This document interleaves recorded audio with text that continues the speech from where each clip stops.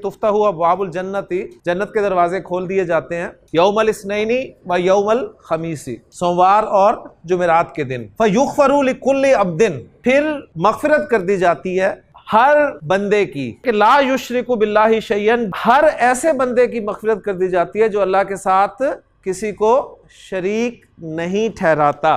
इल्ला रजुलन, सिवाय ऐसे शख्स के, ऐसे आदमी के। अब वो कैसा आदमी है कि आप ने फरमाया कि कानत बैनहु व बैन अखीही शाहनाउ, जिसके और भाई, उसके भाई के दरमियान जो है वो कीना हो, बुग़ज़ हो, दुश्मनी हो। एक और हालत नसब में लफ्ज़ आ गया जी रजुलन। तो छठा मंसूब इसम हमारा जी जो आज है वो है मुस्तस्ना।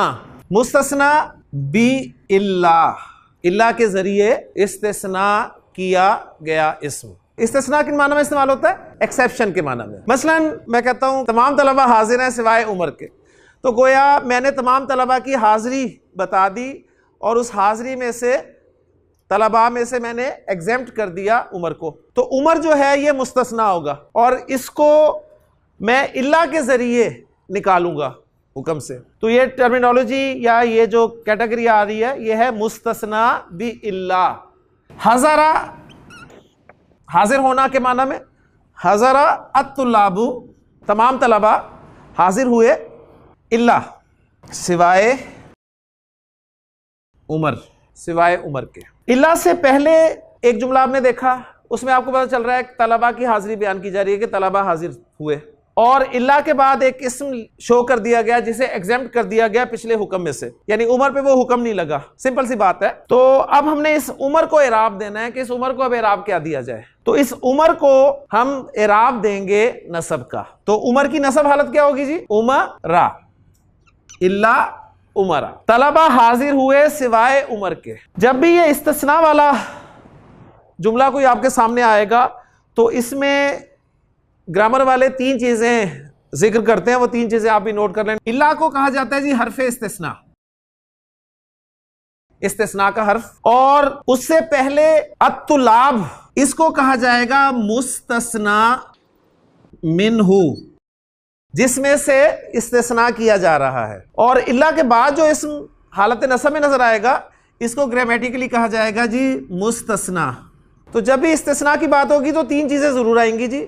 एक मुस्तस्ना मिन्हु, जिसमें से आप किसी को निकाल रहे होंगे, एक होगा हर्फ इस्तिस्ना जो कि नॉर्मली इल्ला होगा, और एक होगा मुस्तस्ना जिसको निकाल रहे होंगे। तो मुस्तस्ना जो है यह भी मंसूब इसम होता है और इसके मंसूब होने की दो शर्तें होती हैं जी, वो दो शर्तें नोट कर लें।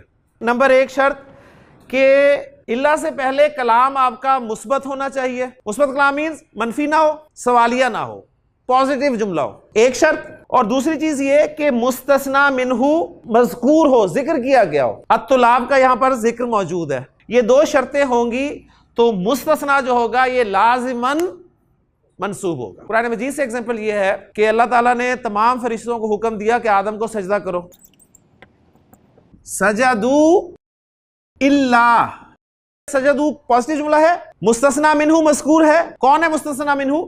सजदू के अंदर हम की ज़मीर मौजूद है, उसमें से हमने किसी को निकालना है। इल्ला इबलीस, अब मैं जितना मर्जी इबलीस पर वक्फ करूं, आप इबलीस को हालते नसब में ही पढ़ेंगे, इल्ला इबलीसा। तो फसजदू इल्ला इबलीसा, तो सबने सजदा किया सिवाय इबलीस के।